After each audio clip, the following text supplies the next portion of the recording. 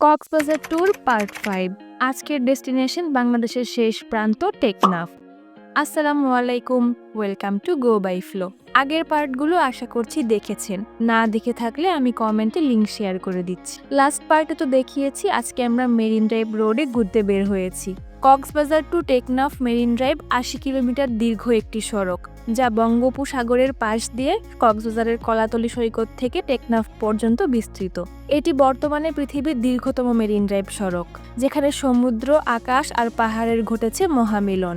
আমরা এই marine drive ধরে এগিয়ে যাচ্ছিলাম, আর পথে যেই স্পটগুলো ভালো লাগছিল গাড়ি থামিয়ে থামিয়ে ঘুরে দেখছিলাম। প্রায় ২-৩ ঘন্টা লং ড্রাইভের পর অবশেষে আমরা টেকনাফে এসে পৌঁছাই। টেকনাফ বাংলাদেশের সর্বদক্ষিণের শেষ উপজেলা। এরপর থেকে মায়ানমারের প্রান্ত শুরু। ওই যে দূরের পাহাড়গুলো দেখা যাচ্ছে, ওইগুলো কিন্তু মায়ানমারের পাহাড়। টেকনাফে ঢুকতেই দেখতে পাই বড় বড় সাম্পান নৌকাগুলো রাস্তার পাশে সারি করে রেখে দিয়েছে, হয়তো মেরামত করার জন্য এনেছে। রাতে যখন মাছ ধরতে সমুদ্রে যাবে জেলেরা, তখন আবার সমুদ্রের পাড়ে নিয়ে যাবে।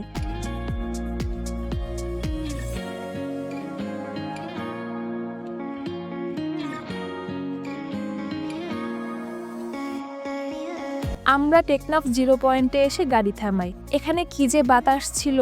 আমরা যখন জিরো পয়েন্টে পৌঁছাই তখন কিন্তু ঠিক দুপুর, একদম কড়া রোদ ছিল, কিন্তু অনেক বাতাস থাকায় একটুও গরম লাগছিল না।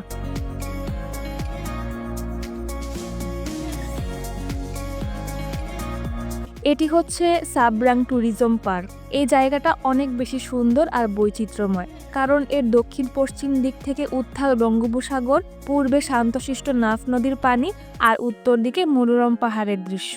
উফ, কি যে অপরূপ সৌন্দর্য!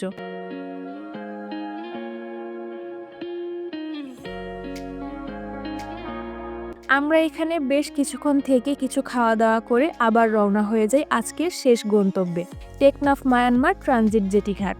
জিরো পয়েন্ট থেকে মাত্র ২ কিলোমিটার দূরে বাংলাদেশ ও মায়ানমার সীমান্তে নাফ নদীর তীরে জেটিঘাটটি অবস্থিত। এই জেটিঘাটের উপর দিয়ে নাফ নদীর অনেকটা ভিতরে পায়ে হেঁটে যাওয়া যায়। এটি আসলে কোনো নদী নয়, বঙ্গোপসাগরের একটি বর্ধিত অংশ, তাই এই নদীর পানি কিন্তু লবণাক্ত। এই জেটিঘাটে দাঁড়িয়ে বাংলাদেশের টেকনাফ আর মায়ানমারের রাখাইন রাজ্যের উঁচু নিচু পাহাড়ের সুন্দর দৃশ্য একসঙ্গে উপভোগ করা যায়। এই জেটিঘাট থেকে সেন্ট মার্টিনের উদ্দেশ্যে প্রতিদিন জাহাজ চলাচল করে। এই নাফ নদী পার হয়েই কিন্তু মায়ানমার থেকে রোহিঙ্গারা বাংলাদেশে প্রবেশ করেছিল। এবার আমরা ফেরার পথ ধরি, আবারও মেরিন ড্রাইভ ধরে টেকনাফ থেকে কক্সবাজার রওনা হয়ে যাই। আলহামদুলিল্লাহ, আজকে অনেক সুন্দর আর ঐতিহাসিক জায়গাগুলো ঘুরে দেখলাম।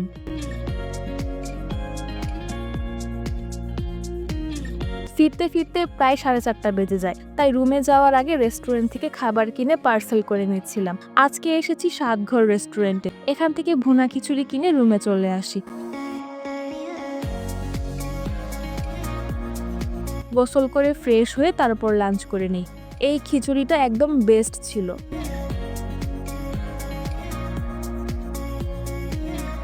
লাঞ্চের পর একটু রেস্ট নিয়ে সন্ধ্যার একটু আগে আগে বিচের পাড়ে চলে আসি। আজকে এসেছি লাবণী বিচে, কিছু সুন্দর সুন্দর ছবি তুলতে চলে আসি, কারণ এর পরের দিন ছিল আমার স্পেশাল একটা দিন।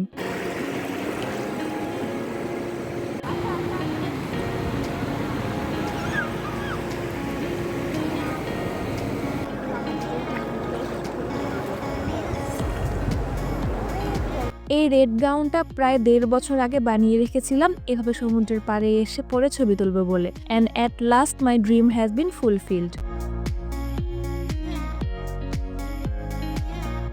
লাবণী বিচে মানুষজন একটু কমই থাকে সুগন্ধার তুলনায়।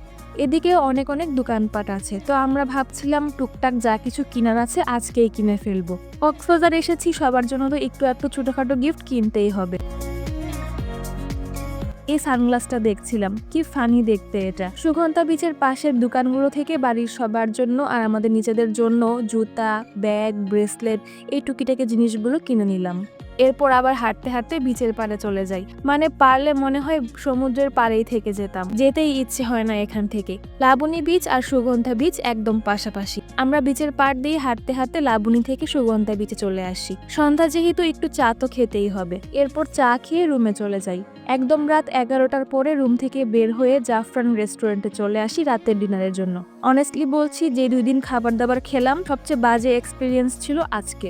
এই জাফরান রেস্টুরেন্টের খাবার আমাদের কারোরই ভালো লাগেনি। খাওয়া দাওয়া শেষে আমরা রিসোর্টের লবিতে চলে আসি। এখানে আমাদের লটারির অ্যানাউন্সমেন্ট করা হচ্ছে। আমরা আনফরচুনেটলি কিছুই পাইনি। তবে এই গ্রুপের সাথে কক্সবাজারে ঘুরতে এসেছি, সেই জন্য সবাইকে স্মৃতিস্মারক হিসেবে সিরামিকের প্লেট গিফট করা হয়েছে।